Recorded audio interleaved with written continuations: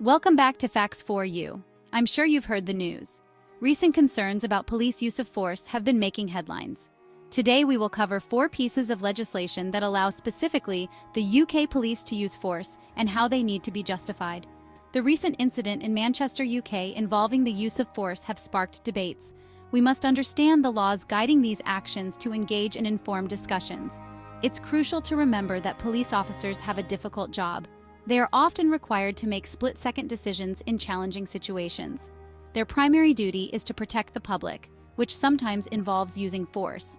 However, any use of force must be justified and proportionate. This principle is at the heart of policing in a democratic society. Excessive or unjustified force is unacceptable. This essay aims to provide a clear and concise explanation of the legal framework governing police use of force in the UK. We will explore 4 key areas: Section 117 of the Police and Criminal Evidence Act, Section 3 Criminal Law, Common Law, and Human Rights Act.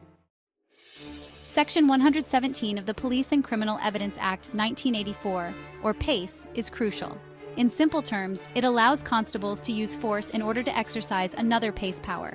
It provides the legal basis for police use of force when making an arrest. This section doesn't give officers free rein to use force whenever they want. It sets clear limits.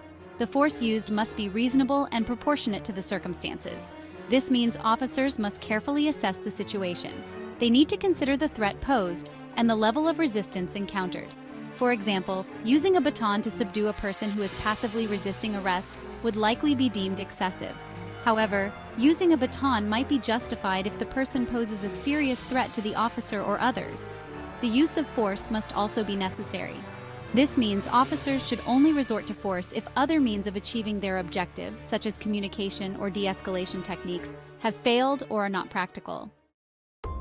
You need to hear this if you're a police officer or a concerned citizen. Protecting oneself and others means taking necessary actions to prevent harm to yourself or others. Beyond 117 of PACE, general criminal law plays a vital role. Everyone, including police officers, has the right to defend themselves and others from harm. This right is enshrined in law. If a police officer believes they or someone else is in immediate danger, they can use reasonable force to prevent harm. The same applies if they are witnessing a crime in progress. Imagine a scenario where an officer sees a person attacking another with a knife. The officer is legally justified in using force to stop the attack and protect the victim. The level of force used must be proportionate to the threat. It's important to note that the use of force in self-defense or the defense of others must be a last resort. If there are other safe options available, such as retreating or calling for backup, these should be considered first. Common law. Common law, derived from court decisions, supplements statutory law. It covers situations not explicitly addressed in legislation, ensuring police have the powers needed to fulfill their duties. One key common law power is the power to prevent a breach of the peace. This allows officers to intervene in situations where they believe violence is imminent, even if no crime has yet been committed. For instance, if a large and aggressive crowd is forming, posing a threat to public order, police can use reasonable force to disperse the crowd and prevent a breach of the peace. Common law also allows officers to use force to prevent a person from causing harm to themselves. This power is often used in mental health situations where an individual may be at risk of self-harm. Finally, the last one. And remember, a police officer can use any of the previous 3, if not all of them, to help justify his actions.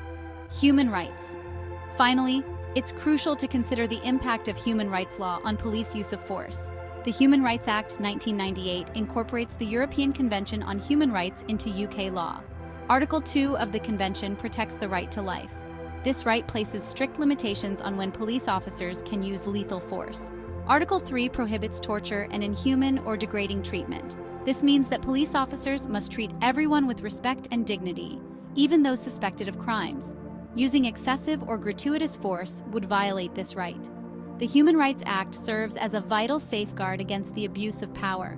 It ensures that all police actions, including the use of force, are subject to scrutiny and must comply with fundamental human rights standards. In conclusion, the use of force by police is a complex issue that requires a careful balance between authority and accountability. Remember to subscribe for more insightful content.